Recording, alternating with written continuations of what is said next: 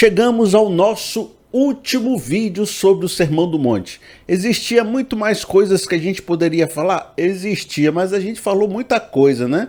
Você não precisa concordar comigo, mas você pode concordar com o fato de que o Sermão do Monte é incômodo, é forte, é exortativo e por isso às vezes a gente fica até aqui constrangido, às vezes meio indignado, conflituoso, mas faz parte da viagem. Um ensino sem emoção não é ensino, né? Um ensino sem a gente se quebrantar não é ensino. A gente precisa às vezes dar aquela chacoalhada no nosso coração.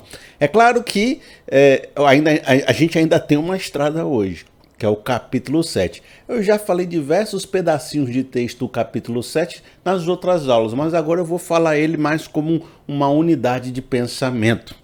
Só para a gente não deixar passar, se o amigo chegou assim na surpresa, é a primeira vez que está vendo, não sabe o que está acontecendo, o que é isso? Estudo bíblico, está na última aula, cadê a primeira? Olha, você pode vir aqui no primeiro comentário, tem um link de uma playlist. Tá ali, tudo bonitinho, organizado, do primeiro vídeo até o último.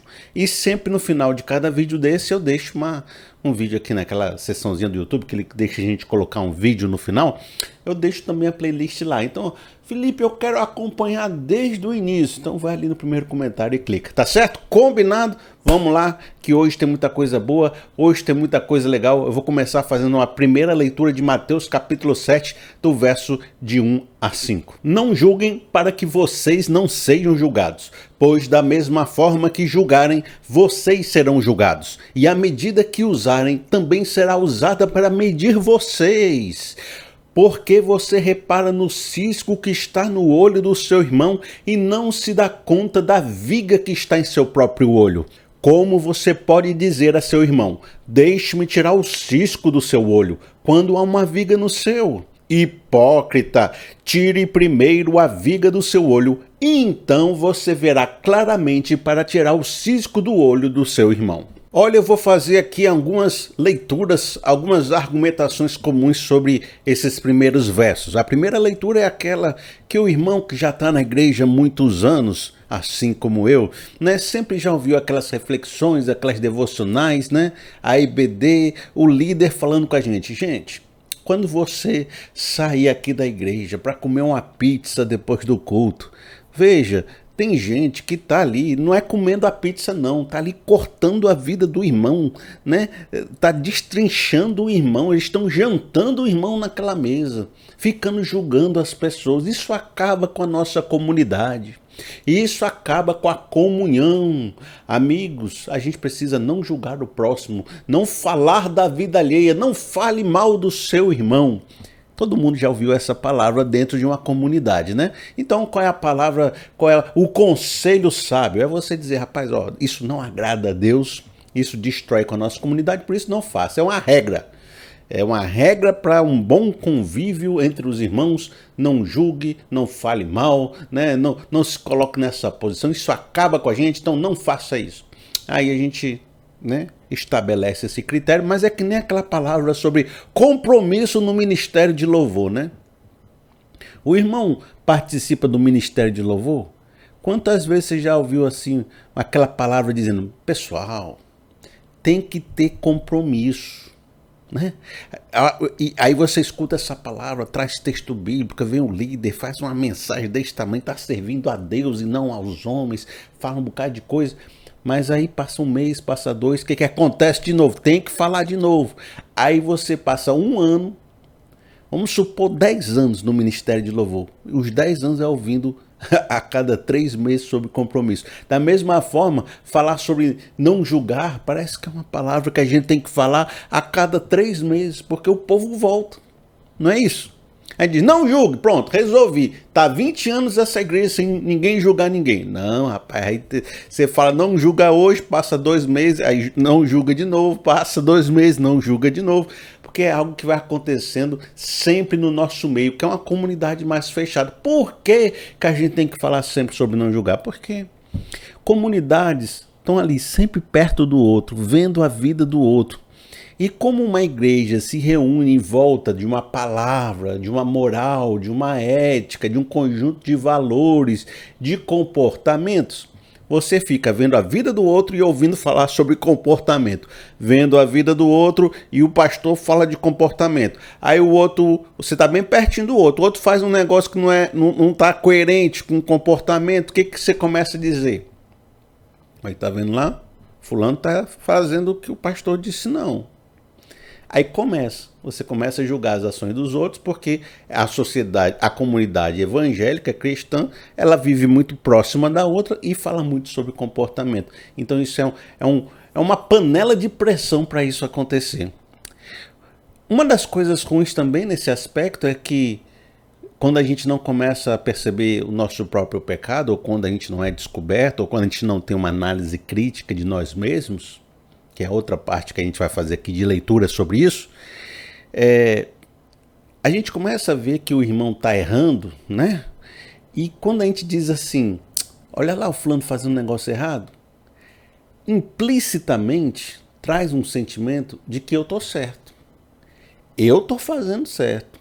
Eu estou de acordo com o que o pastor está falando, com a Bíblia, com a igreja. Eu posso almoçar na casa do pastor, posso cantar no coral, posso fazer tudo porque a minha vida está totalmente dentro da formulinha aqui da gente. Mas o fulano lá não está. Então segue-se que ele é ruim, ele é um pecador, ele é um miserável, ele é uma pessoa que está se desviando, olha só, não soube criar os filhos, não soube fazer nada, né? Olha só como está o casamento dele, meu casamento é maravilhoso. Toda vez que a gente julga alguém, a gente se coloca numa posição que traz para a gente um sentimento de validação, né? Chega o veneninho sai para a gente julgar o outro, porque não é só porque a gente está preocupado com o evangelho, não. É porque aquilo dá um sentimento de que, olha só como eu sou um pai maravilhoso, olha só como aquele pai destruiu a vida do filho. Não, mas se fosse igual a mim, né? Tem esse sentimento. Uma segunda leitura que a gente pode fazer sobre esses versos, leitura são aquilo que a gente observa que geralmente pregam sobre isso, ou que as pessoas estejam ensinando isso nas igrejas, nos lugares que a gente normalmente vê falando sobre esse tema. Uma segunda leitura seria observar a questão do auto-engano, porque praticamente 3 dos 5 versos que a gente leu fala da pessoa que não está vendo a trava dentro de si, não está cuidando da própria trava, do próprio pecado, não está percebendo que ao julgar está cheio de hipocrisias. Então, a maior preocupação desse texto, né, especialmente, é não julgar, mas a maior preocupação é não se perceber como parte, como também pecador, como também uma pessoa necessitada do amor e do perdão e da misericórdia de Deus, alguém que está na mesma situação que aquele outro que você julga. Então, existe essa questão do auto-engano muito forte.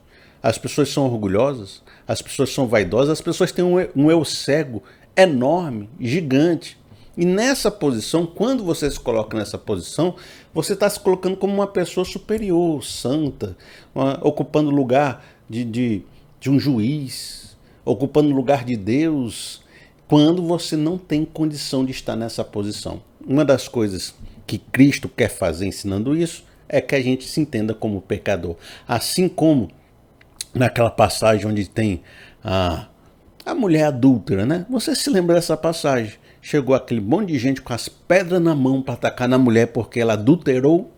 Chegaram para Jesus e o que a gente tem que fazer aqui? A gente tem que matar essa mulher, né? Porque ela é pecadora. Temos que destruir a reputação, a vida, tudo.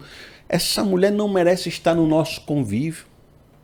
Ela é pior do que nós. Nós somos as pessoas que julgam as perfeitas, as maravilhosas. Essa é uma miserável.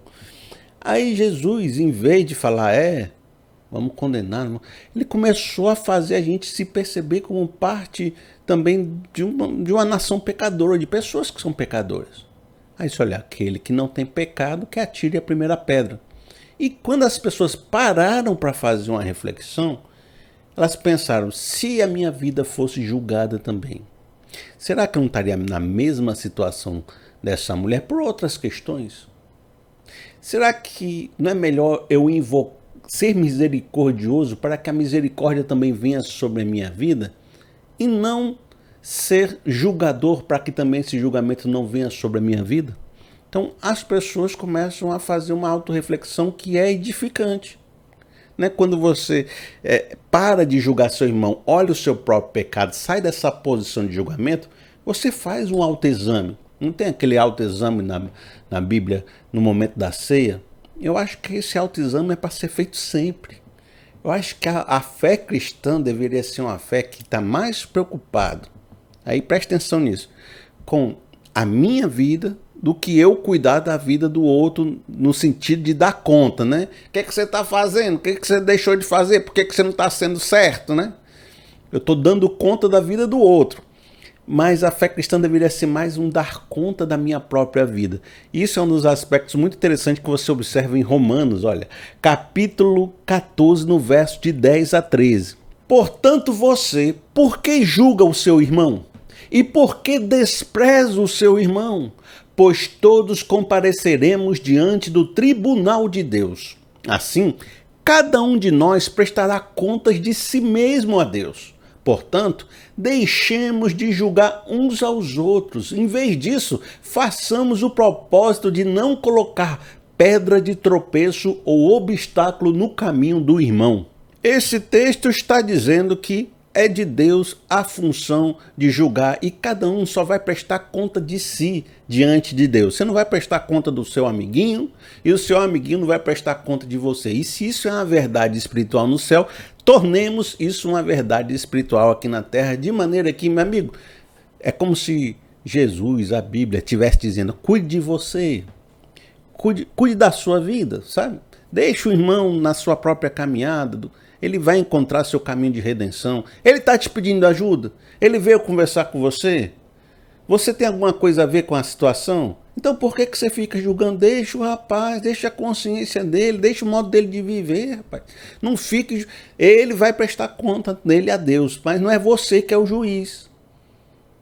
Você tem que cuidar de você porque você está cheio de trava no seu coração. É isso aqui que Jesus está trabalhando com a gente. E a pessoa que olha esse texto e fica sorrindo e fica assim, tá vendo, é legal o texto, não se quebranta, não entende a tensão que está aqui, normalmente vai ser a pessoa que não está vendo a trava no coração, porque quando você faz análises mais profundas da sua vida, esse texto fala muito ao coração da gente, dizendo assim, rapaz, rapaz, cada pessoa tem sua luta, bicho, é difícil, eu não sei o que a pessoa está passando, mas eu vou cuidar do meu casamento, para mim também não viver a mesma dificuldade, porque se deixar, eu acho que eu vou chegar lá. Fulano dá problema com o filho, que Deus abençoe a vida dele, porque é difícil criar um filho. A gente não sabe as coisas que ele está passando. Mas sabe o que eu vou fazer? Eu acho que eu também não tenho criado muito bem meu filho. Eu vou amar mais meu filho. Aí você faz um exame pessoal. E ama o irmão. Haja com misericórdia com o irmão. Uma terceira leitura, eu vou chegar lá num ponto mais que tem a ver com a fórmula que a gente está trabalhando nos outros ensinos. Mas primeiro nós estamos aqui fazendo algumas leituras. O irmão está com pressa, né? Então volta daqui a pouco. Não é legal ver um estudo bíblico com pressa. Resolver questão. Eu quero saber esse assunto. Pronto, clica aqui, pronto, já me respondeu. Resolveu a questão, você vai assim num comentário bíblico, você vai ali no chat GPT ou em algum lugar, pergunta assim, fulano, qual é aquele verso bíblico que fala de tal coisa? Aí ele te diz, em 10 segundos você resolveu. Aqui a gente está tentando construir uma conexão mental em você que faça sentido de maneira tal que você transforme a sua vida através de palavras de ensino. E para isso é preciso de tempo. Quanto tempo levou para tu ser de um jeito?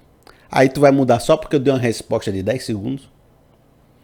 Não, a gente precisa construir uma argumentação, conversar com o seu coração ao longo dos dias, ao longo da vida. Por isso esse estudo bíblico é mais para quem está na mesma sintonia que a gente. Veja, a próxima leitura tem a ver com aquele verso que diz assim, Mateus capítulo 7, no verso 2. Pois da mesma forma que julgarem, vocês serão julgados, e a medida que usarem também será usada para medir vocês. Olha, quando julgamos, mesmo que estejamos com a razão, isso você precisa entender, o nosso julgamento gera uma ferida na pessoa que foi julgada. Porque julgar é um instrumento de poder. Julgar é um instrumento de coação, de submissão, de penalidade. Olha, quando você comete um roubo, aí você está muito bem na vida, cometi um roubo, estou com dinheiro no bolso, tal. Vamos supor, né? Uma suposição, uma retórica para a gente tentar fazer assim um ensino. Você roubou, mas ninguém soube, você botou dinheiro no bolso. Aí um dia você foi descoberto. Aí vem a justiça, lhe julga, lhe condena. Aí o que vai fazer? Vai tirar o dinheiro de você, vai te colocar uma penalidade, vai te colocar na prisão, ou então vai fazer alguma coisa que é um poder subjugando você para que você sinta uma equalização do erro que você cometeu. Para que você seja equalizado. Então o julgamento ele é um poder de opressão para te ferir, para equalizar, né, para te dar uma penalidade, para equalizar o mal que você fez na sociedade. Então o julgamento ele fere. Fere porque às vezes ele precisa equalizar uma ferida que você fez a outros. Um julgamento, a condenação, desprezo, sabe? Tudo isso gera uma carga emocional na pessoa que foi atingida. Agora, biblicamente, segundo a gente está falando, e espiritualmente, você não está nessa posição de fazer esse julgamento. E você usurpa essa autoridade para oprimir através de um poder e causar uma ferida no próximo, sem ter a condição de estar nessa posição e sem ter a própria autoridade de uma pessoa que é super santa e não tem erro nenhum para estar nessa posição. Então, quando você causa essa ferida, mesmo que você esteja com razão, a pessoa que recebeu o dano diz, eu até merecia o dano, mas não do fulano. Porque aquele ele está se fazendo, aquilo ali não presta não. Ele está usando daquele poder para me ferir e não tem nada a ver com a pessoa que eu fiz aquele negócio. Aí isso gera uma raiva social, um sentimento de injustiça, porque é um teatro. Você que julga não tem poder, não tem autoridade para me julgar porque você é pior do que eu, está cheio de trava no seu coração. E esse teatro gera uma ferida social, gera uma tensão. Que é semelhante àquela tensão. Preste atenção nisso para você entender o peso disso. Uma pessoa pega o dinheiro emprestado, aí começa a viver no luxo com aquele dinheiro emprestado. Aí está vivendo, comendo, viajando, comprando tudo, iPhone 13. Aí as pessoas dizem assim, rapaz, mas o fulano não tem dinheiro, né? Não tem nada, olha lá como ele está rico, como ele está feliz, como ele está cheio de conforto, o que aconteceu? E você está vivendo como se fosse tudo seu. Mas um dia, aquele pessoa que você pegou o dinheiro, aquele banco, ele vai atrás de você e vai dizer, rapaz, cadê aquele dinheiro que você está me devendo com juros? Porque você está usurpando algo que não é seu e você tem que devolver. Quando você ocupa o lugar de julgamento que não é seu, usurpa esse poder e usa esse poder, sendo que você não tem condição de estar nessa posição porque você é pecador, e você fere outra pessoa, é como se essa pessoa dissesse, a sua hora vai chegar também. E a partir de então, as pessoas começam a olhar a sua vida mais de perto. Começam a dizer assim, rapaz, mas um dia ele vai cair, um dia ele vai ver. Quando ele cair, eu vou estar lá para mostrar para ele o pecado dele também. Porque se é essa a regra do jogo dele, se ele quer ficar ferindo os outros com seu julgamento, pois então espere que é isso que ele quer de volta. É a regra do jogo dele. É assim que ele joga com a vida, é assim que a gente vai jogar com ele. E amigo, não tem um que não tenha um pecado, que não vai cometer um erro na vida, que não vai ser descoberto naquilo que você nem lembrava mais que tinha feito. Chega um dia, que vem um dia onde as pessoas vão julgar você. E não vão ter misericórdia não, porque você não agiu com misericórdia. Bem-aventurados os misericordiosos, porque receberão misericórdia. Mas aquelas pessoas que vivem a vida pelo julgamento receberão o quê? Julgamento. E as pessoas vão estar lá com a fatura, com juros, porque não vai ser na mesma intensidade que você fez, não, vai ser com juros. Porque aquela pessoa que foi ferida está juntando um ressentimento há um tempão. Ah, mas um dia ele cai. Quando ele cai, eu vou os dois pés na goela dele. Isso acontece. Eu não estou dizendo que isso é bom, eu estou dizendo que isso acontece. E o amigo tem que ter, às vezes, o sentimento de que eu vou viver nessa vida agarrado na graça do que agarrado nesse julgamento. Porque você está atraindo para si uma galera ressentida, uma galera ferida. É melhor você abraçar, dizer, Deus vai abençoar, rapaz, você quer ajuda, o que você quer que eu faça por você, do que você chegar, tá vendo, não sei o que, expulsar de casa, isso volta. E volta.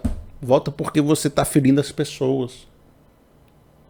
Essa seria uma outra leitura. Só um versozinho para a gente abrilhantar, diz assim, Mateus capítulo 10, no verso 26 e 27. Portanto, não tenha medo deles, não há nada escondido que não venha a ser revelado, nem oculto que não venha a se tornar conhecido. E o que eu lhes digo na escuridão, falem à luz do dia, e o que é sussurrado em seus ouvidos, proclamem dos telhados. Olha essa sociedade que está ali julgando de aparência, os fariseus, a galera toda, eles fazem coisas nos escondidos, as portas fechadas, que você nem sabe o que eles estão fazendo. Mas não se fique preocupado não fique ansioso não. Um dia, se vocês estão fazendo certo, vocês podem gritar nos telhados, vocês podem falar para todo mundo, e é isso que a gente está propondo aqui, ter uma vida verdadeira, que não tenha medo de nada, não se esconda. Mas um dia, esse pessoal que está fazendo as coisas ocultas vai ser descoberto, rapaz. Isso aí não tem o que dizer, não. O negócio não é se, é quando. E quando esse pessoal for descoberto, a coisa vai ser troncha, vai ser difícil. Então, amigo, aguarde, né? Aguarde. Não fique com medo deles, não. Esse pessoal que está julgando, que está arrogante. Uma outra leitura que a gente sempre faz desse processo de não julgar seria algumas igrejas que são mais críticas, elas tentam pensar na questão de nós cristãos versus o mundo não cristão. E como o mundo não cristão está enxergando a nossa postura e como nós estamos agindo com ele. O cristão, a igreja cristã, muitas vezes se torna um julgador das ações do mundo e das pessoas e dos pecadores. E a gente fica apontando o pecado, apontando o que está diferente da Bíblia, que não é assim. E nessa ânsia de defender o evangelho, é como se a gente ultrapassasse todos os limites e se tornasse a expressão de um fundamentalismo exagerado que só faz oprimir as pessoas e que esqueceu de pregar a misericórdia, o amor, a graça de Deus, a bondade de Deus. Então tudo que as pessoas escutam lá fora é condenação, é apontamento, é acusação, é extremo. E elas não escutam esse outro lado da fé, que é cheio de misericórdia, é bondosa, e a gente vai se tornando parecido como Saulo na Bíblia, que achava estar fazendo a obra de Deus, perseguindo os cristãos. Ele estava tão apegado à sua fé, às suas doutrinas, à sua forma de enxergar o mundo, que ele entendeu que deveria perseguir, torturar, exterminar os cristãos por causa dessa fé. Então, às vezes, a gente, na ânsia de defender o evangelho, amando tanto o evangelho, a gente começa a enfurecer nosso coração e agir de forma perseguidora dos outros e não transmitindo para as pessoas a real interpretação do que é o amor de Deus. Aí se tornamos uma igreja julgadora, mas que não transmite a essência do evangelho. E algumas igrejas então pegam essa perspectiva de Cristo, não julgar, olhar a própria trava, olhar os próprios pecados internos, mostrar como Cristo sentava com os pecadores, como ele era misericordioso, como Deus é bondoso. Enfatizam mais essa área para tentar compensar um sentimento social de que a igreja está ocupando lugar, né, de julgamento. Então, essa seria uma leitura mais crítica das igrejas. A leitura que eu quero trazer mais profundamente para nós, todas essas leituras foram preciosas. Mas eu acredito que o irmão já ouviu várias vezes esse tipo de leitura na sua igreja. E eu estou aqui só relembrando o seu coração, relembrando as suas ideias. Mas eu tenho aqui uma para desenvolver com você, que tem um espírito dos vídeos que a gente já tem trabalhado, que vai trazer, de repente, uma conexão com o resto do capítulo, e de uma maneira que pareça mais daquelas ideias que nós estamos trabalhando, do reino de Deus, da justiça superior, né, da crítica que Jesus estava fazendo. E para mim desenvolver essa nova leitura com vocês, que é a leitura que agora a gente vai entrar e vai descer um pouquinho mais profundamente, Eu vou trazer inicialmente um texto. A gente já pincelou rapidamente esse tema, mas a gente vai voltar nesse tema mais profundamente. Diz assim: agora nós estamos entrando numa leitura que eu considero a que eu quero desenvolver mesmo com vocês hoje. Até agora a gente estava assim, pincelando, né, questões envolvendo o texto, para você não entrar num texto de estudo bíblico e sair sem dar aquela ajeitada, né, ajeitada nos pensamentos. Mas agora eu quero trazer você para dentro do meu universo. Então veja só, eu vou começar com Tiago 4, no verso de 11 e 12. Mais à frente eu faço uma descrição bem bonitinha do que é essa leitura. Diz assim: irmãos, não falem mal um dos outros. Quem fala contra o seu irmão ou julga o seu irmão, fala contra a lei e a julga. E quando você julga a lei, não está cumprindo a lei, não está mais vivendo o evangelho, mas está se colocando como juiz. Há apenas um legislador e juiz, aquele que pode salvar e destruir. Mas quem é você para julgar o seu próximo? Quem julga não está vivendo o evangelho. Quem está se colocando nessa posição parece, pelo que ele está dizendo aqui, que as pessoas têm esse sentimento: não, eu estou cumprindo o evangelho quando eu estou julgando as pessoas. Mas o Tiago está dizendo: você não está cumprindo o evangelho, não, está vivendo a lei mais firme, não. Você está se tornando, na verdade, querendo usurpar o lugar de Deus. Porque essa é a função de Deus. A sua função é viver a lei, não ficar julgando a lei. A sua função é viver o evangelho, não julgar os outros por causa do evangelho. E Deus, que é o santo, o justo e é o soberano, tem essa posição de julgamento. Mas nós, quando ocupamos esse lugar, estamos dizendo para os outros que nós somos tão santos quanto Deus é, e que nós somos tão soberanos, temos autoridades, somos senhores da lei, como ele é, e temos essa capacidade, sendo que a gente não é, a gente é um miserável como todo mundo. Então calma aí. Então tem essa ideia de que se eu ocupo um lugar de julgamento, eu estou querendo me fazer tão santo quanto Deus, tendo o poder de Deus, tendo a capacidade de julgar de Deus, soberano como Deus é. Então isso é um orgulho que é muito parecido com a ação de Satanás, né? Com o jeito que Satanás foi revelado biblicamente. Ele queria o trono de Deus. Ele é mentiroso, ele é cheio de pecado, mas ele queria sentar na cadeira de Deus. E ele também é aquele que nos acusa de dia e de noite, é o julgador, né? É o acusador. Sendo que ele não tem condição de ser o juiz. Ele não tem essa posição, mas ele quer usurpar essa posição. Ele é mentiroso. Então a gente, quando fica se sentando na posição de juiz para se fazer igual a Deus, a gente não fica igual a Deus, a gente fica igual a quem? Ao Satanás, ele se torna filho do maligno. Então você que está nessa posição de julgamento, não é você não, é a pessoa, né? A pessoa que está na situação de julgamento, ela não está se fazendo igual o evangelho, mas ela está sendo um usurpador do trono de Deus, sem ter condição disso, por isso ela se faz igual a um Satanás, né? Um acusador. Mas, desde que a Bíblia surgiu, e desde lá do Antigo Testamento, você tem aquele mandamento: não tomarás o nome do teu Deus em vão. Por quê? Porque as pessoas usam o nome de Deus, né, para ganhar a autoridade de Deus. O que sempre aconteceu, né, e sempre vai acontecer, e sempre tem acontecido, é que as pessoas chegam e começam a falar em nome de Deus, a ocupar o nome de Deus e a julgar em nome de Deus, para ganhar a autoridade de Deus e o poder de Deus na terra. Eu não falei com vocês há pouco tempo atrás de que quem julga tem um poder de oprimir, tem um poder de suprimir comportamentos, tem um poder de ferir pessoas. Não falei? Porque o julgamento está tentando equalizar uma ferida social causada em outro lado. Então ele precisa causar uma penalidade desse lado. Então ele vai fomentar comportamentos, né? Vai punir comportamentos, vai fazer você agir de outra forma. É um poder. O julgamento é um poder. Quando a pessoa usurpa o nome de Deus, ela está tentando usurpar o poder de Deus na terra, para coagir pessoas, para suprimir o comportamento de pessoas, para ganhar autoridade sobre elas.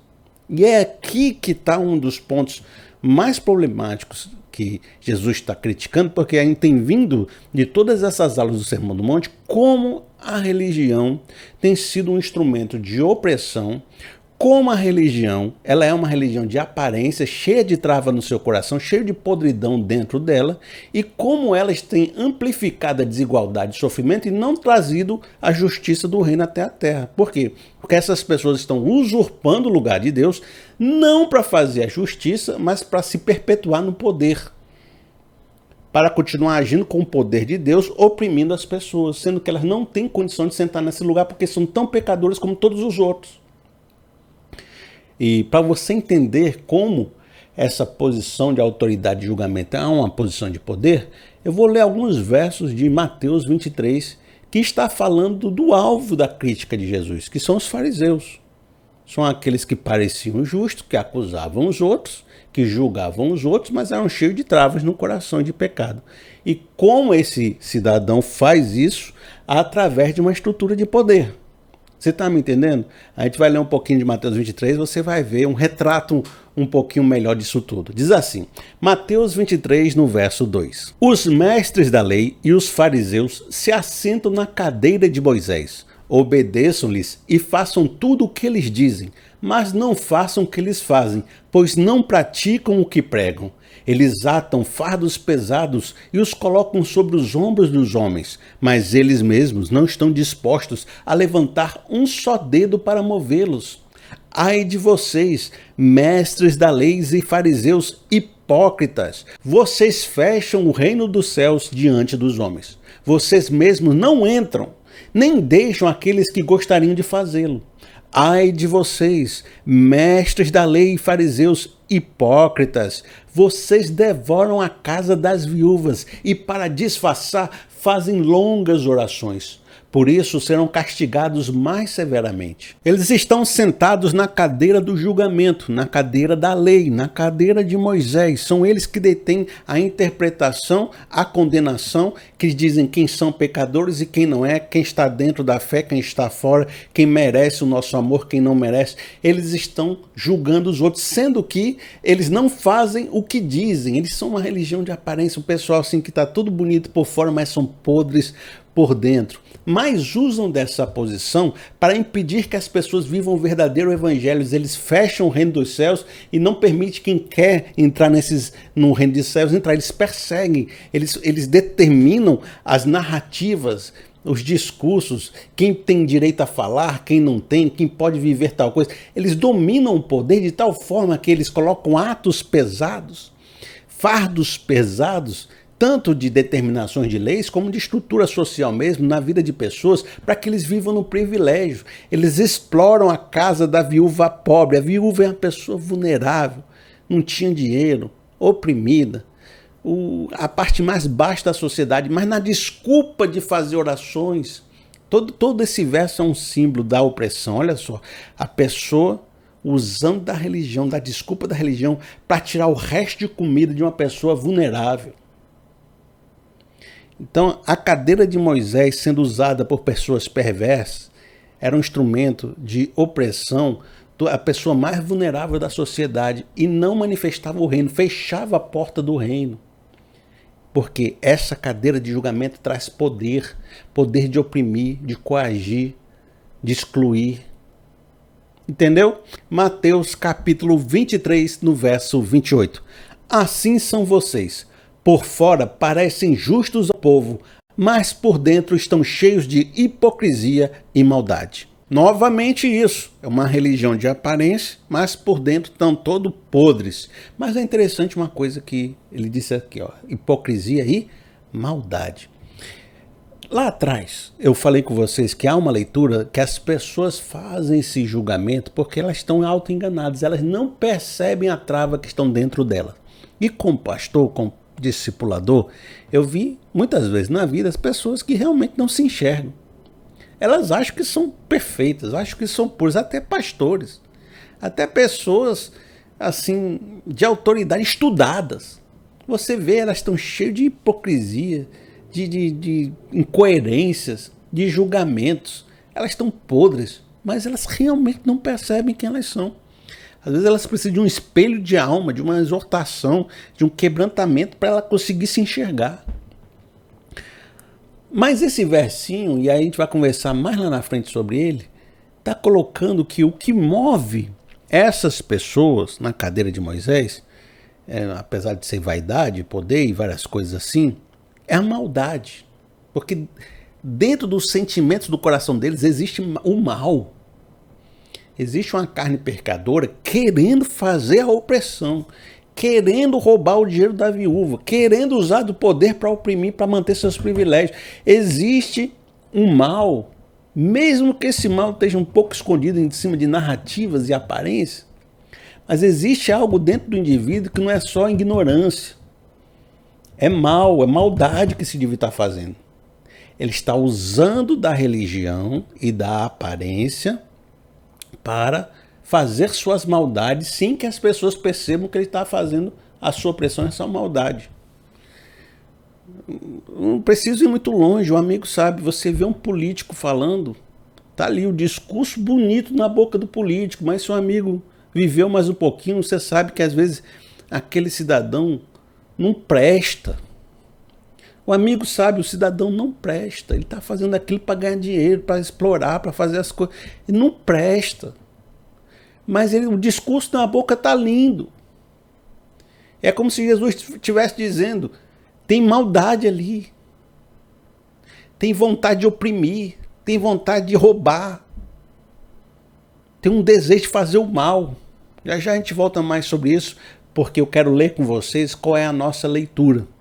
Eu fiz todo esse desenvolvimento para você entender a leitura que a gente está fazendo, agora eu organizei numa frase mais bonita, para você ficar bem consciente da crítica que a gente está fazendo. Diz assim: os fariseus e mestres da lei, cheios de hipocrisia e maldade, usurpavam a cadeira de autoridade, a cadeira de Moisés, e de julgamento, para manter suas posições e privilégios em cima de um povo vulnerável. E isso perpetuava a injustiça e o sofrimento ao longo de gerações. Aí você fala assim, ao longo de gerações, Felipe, a gente está falando ali da época bíblica, da época de Jesus, não era ali que acontecia isso? Você está agora esticando essa ideia dessa hipocrisia, desse julgamento para todas as outras gerações, mas eu estou fazendo isso porque Cristo faz isso também. No próprio Mateus 23, ele demonstra, ele vai falar alguns versos que vão mostrar para a gente, de que aquilo que os fariseus faziam hoje, eram herdeiros de ações de pessoas que fizeram a mesma coisa no passado. Veja só, Mateus capítulo 23, no verso 29. Ai de vocês, mestres da lei e fariseus, hipócritas, vocês edificam os túmulos dos profetas e adornam os monumentos dos justos e dizem, se tivéssemos vivido no tempo de nossos antepassados, não teríamos tomado parte com eles no derramamento de sangue dos profetas. Assim vocês testemunham contra si mesmos que são descendentes do que assassinaram os profetas.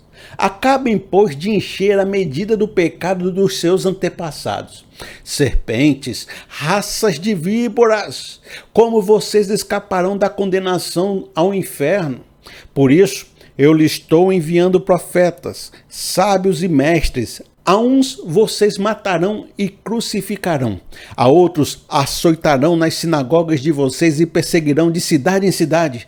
E assim, sobre vocês recairá todo o sangue justo derramado na terra, desde o sangue do justo Abel até o sangue de Zacarias, filho de Baraquias, a quem vocês assassinaram entre o santuário e o altar. Vocês, fariseus, acham que são diferentes dos seus antepassados.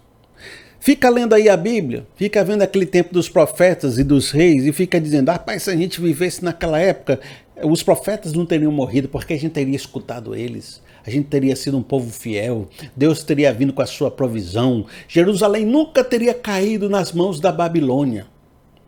Vocês ficam dizendo esse discurso, mas deixa eu dizer, vocês não são diferentes do pessoal do passado, não, na verdade, vocês são descendentes desse pessoal que vem assassinando o outro desde Abel.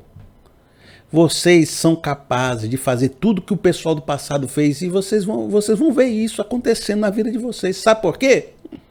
Porque ele está mandando João Batista, vocês decepam a cabeça. A gente está mandando Jesus, vocês crucificam. A gente está mandando os cristãos de cidade em cidade, 2 a 2, vocês mandam Paulo perseguir de toda a cidade esse pessoal. Vocês torturam, expulsos das sinagogas. Vocês estão matando a palavra da verdade como eles fizeram no passado. A religião vive achando que ela é diferente hoje, que ela entendeu, mas ela repete os mesmos erros que sempre repetiu. E Jesus faz uma pregação assim, pá. Queria às vezes saber pregar como Jesus prega, porque tu vê aqui a força desse discurso, que é porque está escrito, porque eu acho que na hora lá foi 3 horas de pregação. E vocês? O povo acha que Jesus é muito mansinho, mas ele não era não. Falava umas palavras fortes. A uns vocês matarão e crucificarão. Veja, por que essa cadeira de autoridade de Moisés, de uma religião falsa, naquela época, né, dos fariseus, cheio de hipocrisia e maldade, que dessa posição de autoridade exploravam o povo e viviam nos seus privilégios através do julgamento.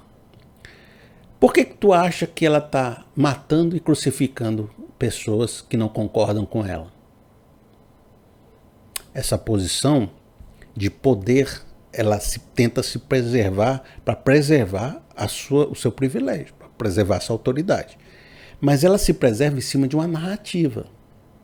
As pessoas precisam acreditar que as pessoas que estão lá em cima têm autoridade, têm justiça, têm poder para estar naquela posição, para ganhar aquele salário, para ganhar aquele privilégio, para dizer que eles estão fazendo certo, para dizer que na verdade nós que estamos errados, para eles ganharem o poder que seria o poder de Deus. Então eles precisam que o povo acredite nisso. Então eles têm uma narrativa, e tem um conjunto de discursos que faz com que a sociedade continue sendo opressora, continue sendo injusta, continue sendo desigual, e o povo ainda aplauda quem está fazendo essa desigualdade e dizendo, tá bom, vocês são os nossos líderes, vocês são maravilhosos, vocês só dão 5 chicotadas na gente, tem gente aí que leva 6 chicotadas, então vocês são maravilhosos. Aí se chegar um profeta, se chegar um Jesus dizendo que, olha, esse pessoal aí não tem autoridade não, esse pessoal não está falando em nome de Deus não, esse pessoal está, na verdade, aprofundando a crise de vocês. A autoridade, o poder, vai vir com toda a sua força para suprimir. Aí que vem a perseguição. E a perseguição master, a maior, é a morte e a crucificação. Naquela época não é a morte, é calar de vez, é botar uma mordaça, é dizer você não vai falar mais nenhuma palavra aqui, porque a sua palavra destrói o nosso privilégio. Antes de chegar nesse ponto, você vai perceber que existe uma guerra de narrativas. Enquanto a guerra de narrativas está sendo a favor da autoridade, eles acham que não precisam agir com opressão de física, né? Mas quando eles começam a perder, aí que vem a perseguição mais forte. Então, nesse intervém, existe a figura do chamado falso profeta. O falso profeta, que era uma figura do Antigo Testamento, mas que ainda Jesus vai falar dele no Novo Testamento, como que, de novo, puxando o comportamento que veio até ali para agora, ele é aquele que constrói falsas narrativas que dão suporte a essa religião enganadora continuar oprimindo. Quantas pessoas ainda estão comigo nesse momento, né? Muita gente entra no vídeo e sai. Mas eu fico olhando assim que tem aquele 35% mais ou menos que chega até o final. E eu fico pensando, é esse pessoal que está comigo aqui agora, é aquele pessoal que escuta mesmo, né? que vai comigo, que faz a reflexão profunda. Amigo, muito obrigado pela sua presença aqui comigo, viu? Veja, eu vou ler aqui para você entender como o falso profeta aqui é colocado como aquela narrativa que dá suporte a uma pessoa na cadeira de autoridade que explora os outros. E essa narrativa que faz com que o povo aceite o chicote. Se alguém chegar quebrando essa narrativa, ele vai ser perseguido, vai ser crucificado, vai ser morto. Mas quem é que dá suporte a essa narrativa? São os falsos profetas. Eu vou ler com você um pouquinho, um textinho rapidinho do Antigo Testamento para você ver o que acontecia. Miqueias capítulo 3, no verso 5. Assim diz o Senhor aos profetas que fazem o meu povo desviar-se.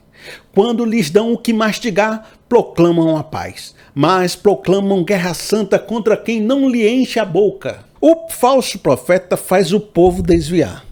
Mas por cima do falso profeta tem quem dá o dinheiro para ele, quem dá o que mastigar. Então, o falso profeta está a serviço da elite, da autoridade religiosa, que está mantendo aquela narrativa que faz eles continuarem explorando o povo. Mas o povo acredita nessa narrativa feita pelos esses falsos influenciadores, profetas, para continuar sendo oprimido.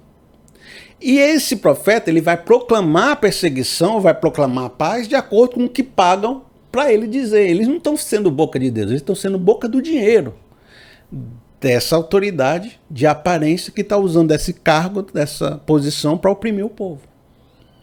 Vai ter muita coisa de Jesus aqui que se a gente aprendesse de verdade, a gente viver é muito difícil aqui, porque se você for viver as coisas que Jesus às vezes propõe, você vai ser perseguido.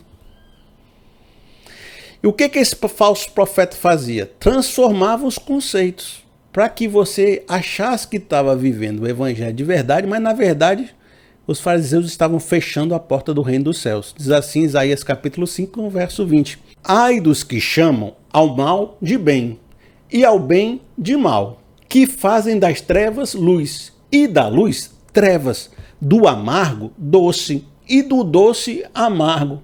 Ai dos que são sábios aos seus próprios olhos, inteligentes em sua própria opinião. Os falsos profetas têm esse poder de enganar o povo. E às vezes o povo está defendendo uma coisa que é ruim para ele. Mas por quê? Porque alguém chegou lá e transformou algo que é mal em bom. Por que que passa de geração em geração e a maldade humana continua, e a opressão continua, e a desigualdade continua, e o sofrimento continua? Mesmo em todas as épocas, as pessoas dizendo que agora vai, mas porque essa pessoa do bem, mas porque vai fazer, porque vai acontecer, porque agora, não, agora o mundo vai ser melhor. E não vai. Porque a gente acha que está defendendo o bem, mas trocou o mal pelo bem e o bem pelo mal. O doce pelo amargo, o amargo pelo doce. Esse é o poder da narrativa. E a narrativa vem para enganar a gente e manter tudo como sempre foi. 6 orientações do que eu ensinei para vocês nesse ponto. 1. A sociedade opressora do Israel bíblico do Antigo Testamento era tão mal quanto qualquer outra na história. 2. Mas usava do discurso religioso comprado para validar suas ações, os falsos profetas. 3. Eles mudavam o sentido e o valor daquilo que é certo e o mal passa a ser visto como bom. 4. Quando essa narrativa era ameaçada, precisavam julgar, perseguir e assassinar todos que traziam a verdade de Deus, os verdadeiros profetas. Né? Foi ameaçado, perseguição. 5. E assim, apesar de todo o discurso e de palavras religiosas, a justiça não se manifestava, fechavam a porta do reino dos céus. 6.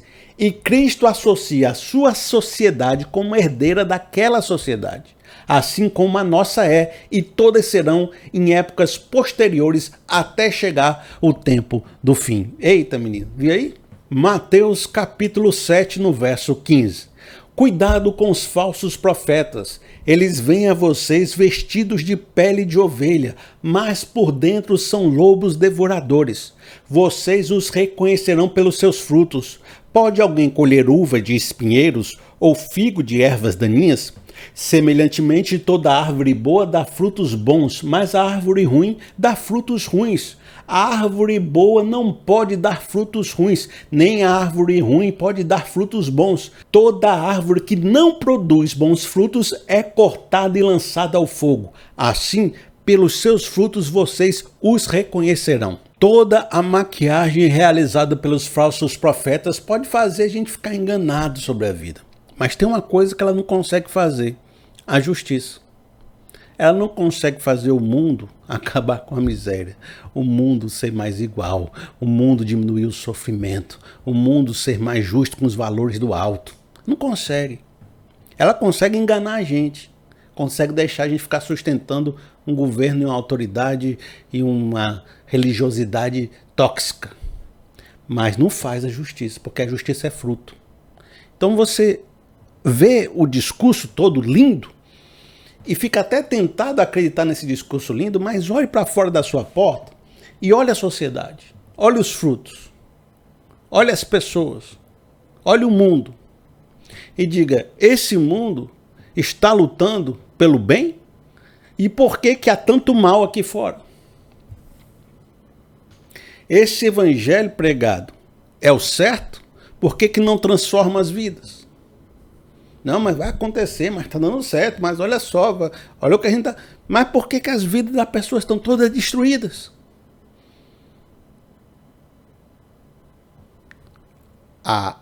O falso discurso engana mentes, mas não produz justiça.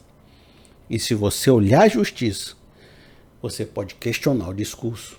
Porque se você vê a injustiça acontecendo aqui embaixo, é porque o falso discurso está falso. É porque são falsos profetas. É porque aquela realidade pintada não é verdadeira. Cristo continua, Mateus capítulo 7, no verso 21. Nem todo aquele que diz Senhor, Senhor, entrará no reino dos céus, mas apenas aquele que faz a vontade de meu Pai que está nos céus.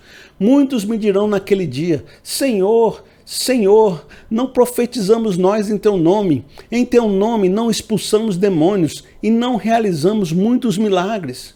Então eu lhes direi claramente, nunca os conheci, afastem de mim vocês que praticam o mal. Naquele dia, no dia do Senhor, no dia em que Jesus e Deus vão ajustar as contas, esse povo vai dizer assim, mas a gente expulsava demônio, mas a gente falava em nome de Deus, mas a gente disse que fazia obra social, mas a gente estava aqui lutando pela justiça. Jesus vai dizer, eu não conheço vocês não. Vocês não têm nada a ver com o reino dos céus. Vocês eram pessoas maus, usando da religião, do discurso, do falso profeta, para oprimir ainda mais as pessoas pobres e fechando o reino dos céus para chegar na vida delas. Afastem-se de mim. Vocês acharam que eram paladinos da justiça. Vocês venderam que vocês eram os senhores da justiça. E agora vocês estão tentando enganar a Deus? A Deus você não engana. Você engana os pobres coitados. Mas a Deus vocês não enganam. Deus conhece a maldade do coração. Olha só. Afastem-se de mim, vocês que praticam o mal. A gente pode ficar com essa ideia de que a pessoa ela não é mal, ela só está enganada. Ela só está cega para essa própria trava no coração. Ela é só ignorante. Ela está fazendo certo. Ela não é mal. Mas Cristo não tem problema de usar a palavra mal. Cheios de hipocrisia e maldade. Praticam o mal. Porque Cristo vai sofrer todos os pecados do mundo na sua carne. Cristo vai receber o pecado da humanidade em si mesmo. Ele sabe que as pessoas são maus. E o Evangelho diz que a gente é mau. Não é só o fariseu miserável, não. É todo mundo que é mau. Mas existe aqueles que reconhecem a sua condição e se arrependem. E existe aqueles que vivem na falsa profecia, se posando de alguma coisa que não são. Orgulhosos.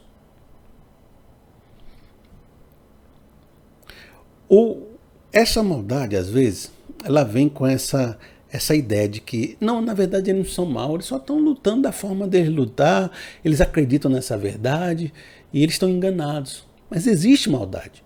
E um texto que eu acho muito interessante é o texto onde havia um julgamento. Jesus curou um cego, é João 9. Jesus curou um cego. E esse milagre era um milagre messiânico.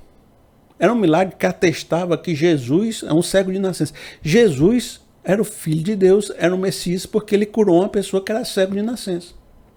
Aí Jesus curou o cidadão e disse assim, cidadão, vai lá nos sacerdotes e vai apresentar sua oferta por esse milagre.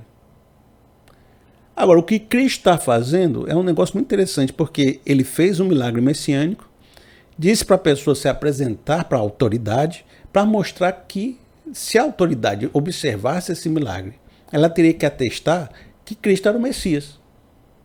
Então ali, a autoridade já recebeu o milagre messiânico, quer dizer, rapaz, esse milagre testemunha que Jesus é o Messias, então vamos aceitar que Jesus é o Messias encarnado. Mas o que aconteceu? Houve um julgamento e os fariseus ficaram a todo tempo tentando desmentir o que Cristo fez. Chame o Pai, chame ele, mas você era cego mesmo, mas você... Porque queriam de todo jeito não acreditar que Jesus era o Messias. Eles estavam vendo um milagre. Eles estavam na cadeira do julgamento. Eles tinham autoridade para declarar que Jesus era o Messias. E estava tudo ali. Mas eles se faziam de cego de propósito. Diz assim, olha, João capítulo 9, no verso 39. Disse Jesus: eu vim a esse mundo para julgamento, a fim de que os cegos vejam e os que veem se tornem cegos. Alguns fariseus que estavam com ele ouviram-no dizer isso e perguntaram: acaso nós também somos cegos? Disse Jesus: se vocês fossem cegos, não seriam culpados de pecado. Não são mal não. Tem maldade no coração não, são só pessoas enganadas. Se vocês fossem enganados, se fosse uma questão de auto-engano, pessoas ignorantes, então vocês não seriam culpados de pecado não. Mas agora que dizem que podem ver, a culpa de vocês permanece. Isso é algo que eu tenho percebido na história humana, na vida das pessoas. Por muitas vezes, elas são enganadas realmente. Elas têm um auto-engano. Elas realmente vão chegar diante de Deus e dizer: Senhor, mas fizemos tantos milagres, nós éramos tão crentes. Existe uma ignorância no ser humano sobre si mesmo, um eu cego. Mas até onde? Até onde eu posso justificar todas as minhas ações dizendo que era ignorância? Porque é isso que o vitimismo social faz também. Eu sou ladrão porque eu fui vítima da sociedade. Eu fiz isso porque você não sabe a minha história. Porque não tem um que seja preso, que diga que é condenado. Todo mundo diz que é inocente, que na verdade nunca fez aquilo.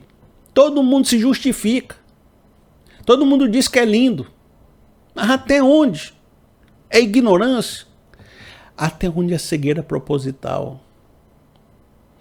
Até onde a pessoa está vendo as ações de Deus, o poder de Deus na vida dela e diz não para Deus? Até onde a pessoa ouviu a palavra do Evangelho, a pessoa viu a palavra de exortação na vida dela, parece que Jesus apareceu para a vida dela em diversos momentos, fazendo milagres extraordinários. E até onde essa pessoa pode dizer que não acreditou porque, na verdade, Deus nunca conversou com ela, na verdade, Deus estava falando com ela desde que ela nasceu e ela sempre recusou sistematicamente o caminho do Evangelho e vai chegar no céu e dizer: Deus, eu não sabia. E Deus vai dizer: deixa de ser fuleiragem. Tu lá não sabia nada, rapaz. Tu se fez cego porque tu quis, estava na tua frente. Tu ficou toda hora arranjando argumento para dizer que não era. Eu sei, eu conheço teu coração. Maldade. Afastem-se de mim. É interessante que Cristo é misericordioso e gracioso, mas até que ponto? Porque existe essa questão da paciência de Deus. Ele oferece a salvação.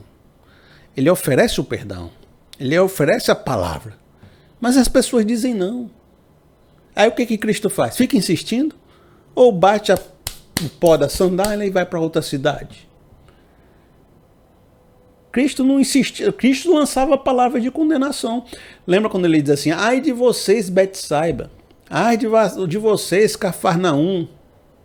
Se em Sodoma e Gomorra fossem feitos os milagres que em ti foram feitos, elas teriam se convertido há muito tempo. Mas vocês recusaram, vocês receberam milagre, vocês receberam testemunho, mas recusaram. Então para vocês haverá maior juízo do que houve com Sodoma e Gomorra. Muitas vezes, gente, A palavra é como uma espada de dois gumes que anda discernindo medulas e vai até o limite do discernimento humano. E se ela não causou a salvação, ela causa a condenação. Isso é uma verdade bíblica, não tem como esconder isso. E Cristo, ele é como semeador. É importante a gente falar isso, que a gente está no final do nosso Sermão do Monte. Toda essa palavra de exortação que a gente fez até agora precisa invocar em você uma decisão. Porque a exortação invoca a decisão. Tem a parábola do semeador, né? Que o semeador saiu a semear e ele jogou a semente entre 4 solos. Em 3 solos, a semente foi recusada. E só num, 1/4, é que ela prosperou. De maneira que lançar a semente é muito mais condenado que salvar, porque você está condenando os 3 que receberam a semente e não quiseram receber a semente, enquanto um se torna próspero. A palavra, ela vem para converter, mas ela também traz um peso de responsabilidade. E essa coisa, afaste-se de mim, é como se Cristo tivesse uma paciência com os fariseus. Mas até que ponto ele vai insistir com eles? E não vai dizer, rapaz, vai para lá, vai, que eu vou falar aqui com o meu povo? Não é isso que diz Mateus capítulo 7, no verso 6? Não deem o que é sagrado aos cães, nem atire suas pérolas aos porcos. Caso contrário, este a pisarão, e aqueles, voltando-se contra vocês, os despedaçarão.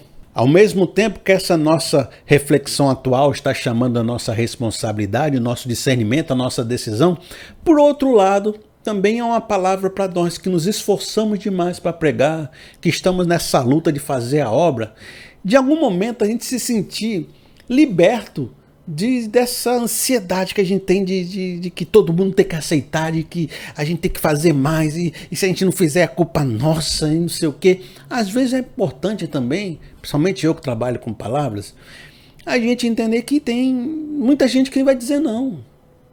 Que 3/4 vão dizer não e só 1/4 vai dizer sim. E a gente não precisa se consumir demais por isso, porque se a gente se consumir demais, se a gente der nossa vida demais para quem está dizendo não sistematicamente, essas pessoas vão pisar na nossa vida, vão gastar nossa energia, vão acabar nos destruindo. Então, amigo, o que você tem que fazer? Se concentrar naquilo que dá fruto, se concentrar naquilo que você pode fazer, naquilo que Deus colocou na sua mão, mas não ficar insistindo em terra infértil. Porque esse pessoal que está aí oprimindo o povo, fazendo a religião errada, existiu ontem, existiu hoje, vai existir amanhã, isso não acaba não. Mas as pessoas que você consegue atingir com o evangelho verdadeiro, essas são o seu tesouro pessoal, são os amigos que você vai receber na eternidade. É uma divisão entre um grupo menor e um grupo maior. A maioria não vai aceitar o reino de Deus como Jesus prega. Mas se concentre naqueles que escolheram pela porta estreita. Esse é outro verso de Mateus capítulo 7. Diz assim: entrem pela porta estreita, pois larga é a porta e amplo o caminho que leva à perdição. E são muitos os que entram por ela. Como é estreita a porta e apertado o caminho que leva à vida, são poucos os que a encontram. E seria importante a gente entender o que significa entrar pela porta estreita. Mateus capítulo 7, no verso 21. Nem todo aquele que diz Senhor, Senhor, entrará no reino dos céus, mas apenas aquele que faz a vontade de meu Pai que está nos céus. A resposta é simples. Quem é que entra pela porta estreita? Aquele que faz a vontade de meu Pai que está nos céus. Aquele que não vive uma religião de aparência, mas põe em prática os valores do reino.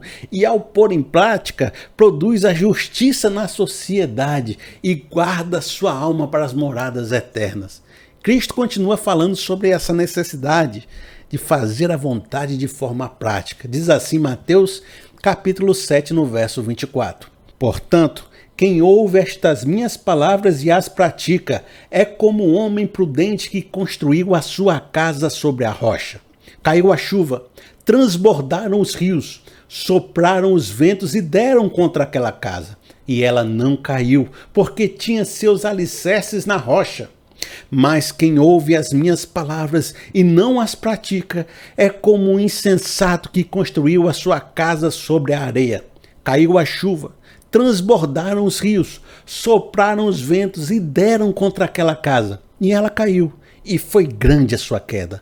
As tempestades são as aflições causadas pelos pecados que cometemos? Sim. São as aflições da vida, no geral, coisas que acontecem de ruim?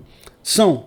Mas também são a própria sociedade caída no pecado e todo o mal que ela gera em a injustiça e a opressão que vivemos no mundo caído.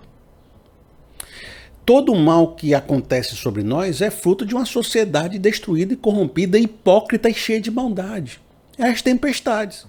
Essa tempestade lá fora vai acontecer, quer você queira ou não. Quer você construa uma casa ou não. Quer você faça sobre a rocha ou sobre a areia, a tempestade lá fora, que torna a nossa vida mais sofrida, vai existir. Agora, a proposta de Cristo é, embora essa sociedade vai existir sempre, existiu lá na época do Antigo Testamento, existiu agora no tempo de Cristo e vai continuar existindo no tempo de amanhã, ela vai continuar perseguindo vocês, ela vai continuar promovendo a fome, a nudez, a sede. Tudo isso vai continuar acontecendo porque o mundo jaz no maligno, até o dia que o Senhor vier. Mas o que vocês têm que fazer como comunidade, como crentes em Cristo Jesus? Viver a vida de uma forma que ela contra-ataque esse mundo injusto e traga o reino para o meio de vocês. Viver a prática do evangelho, dos fundamentos do evangelho. Porque isso não é só entrar por uma porta estreita, não é só viver uma vida sofrida, não é só viver uma vida de sacrifício, mas isso te preservará diante desse mundo caído e sofrido. Isso vai te deixar mais resiliente, mais perseverante, mais sólido. Você precisa construir sua vida no meio dessa tempestade de uma forma que ela permaneça, não só para agora, mas para a eternidade. É importante a gente dizer isso, porque parece que quando a gente estuda o Sermão do Monte, fica só levando lenhada, aí parece que a vida do crente é só sofrimento, mas Cristo está dizendo, rapaz, a vida é sofrimento independente se você segue o evangelho ou não. Ah, os ímpios estão aí, morte feliz. Vai ali, passa ali, 6 horas da tarde. 6 horas for bom, né? 7 horas da tarde no ponto de ônibus. Vê um monte de ímpio lá sendo feliz. Você está olhando para aquele 0,1% rico, sentado numa cadeira de autoridade lá, mas está cheio de ímpio sofrendo, do mesmo jeito que você sofre. O sofrimento vem para todos. Cristo está dizendo, esse mundo é muito sofrimento. Mas vamos se preservar, vamos criar uma comunidade, vamos manifestar o reino, pelo menos onde a gente puder. Tá certo que tem gente que falar com algumas pessoas é como lançar pérola aos porcos, e a maioria das pessoas vão pelo caminho largo.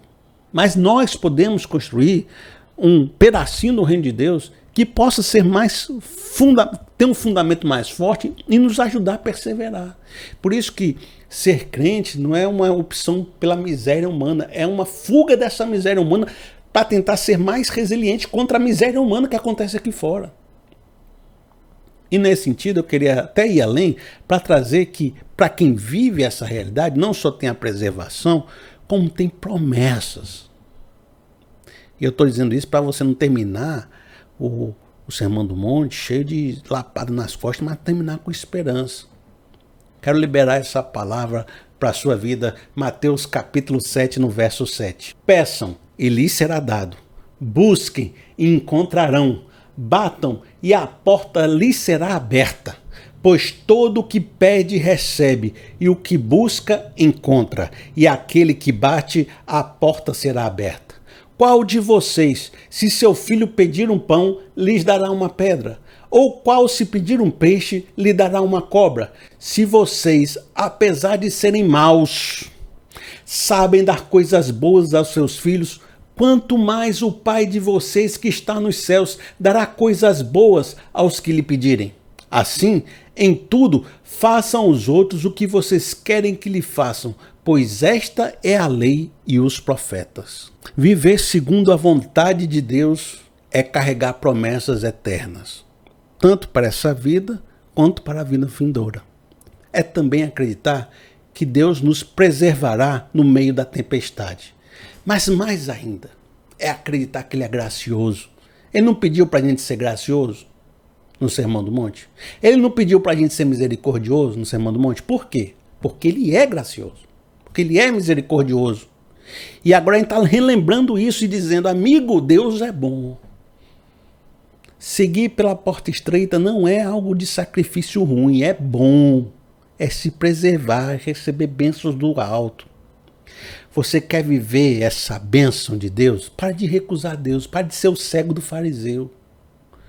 Manifeste o reino e veja a prosperidade acontecer na sua vida, na vida do próximo. E a prosperidade não é dinheiro não, porque não ajunteis tesouros na terra. É vida, é felicidade, é propósito, é satisfação que vem do alto. Deus é bom, acredite, meu amigo, Deus é bom. Vou terminar o nosso ensino, espero ter edificado você de alguma forma durante todas essas aulas. Eu vou terminar com essa fala de Cristo, com esse fechamento oficial do Mateus 7, que fecha todo o nosso ensino dizendo assim: quando Jesus acabou de dizer essas coisas, as multidões estavam maravilhadas com o seu ensino, porque ele as ensinava como quem tem autoridade e não como os mestres da lei. A verdadeira autoridade vem do alto e não como essa autoridade falsa de uma religião falsa dos mestres da lei. E quando Jesus terminou de falar o Sermão do Monte, o povo disse: tá aí, isso aí é diferente do que está acontecendo aqui fora. E o irmão não percebeu, não? Não estou dizendo no meu ensino, não. Eu não sou ninguém, não. Não percebeu ao ler o Sermão do Monte que o ensino de Cristo está diferente do que é dito aqui fora? Quer nadar contra a corrente?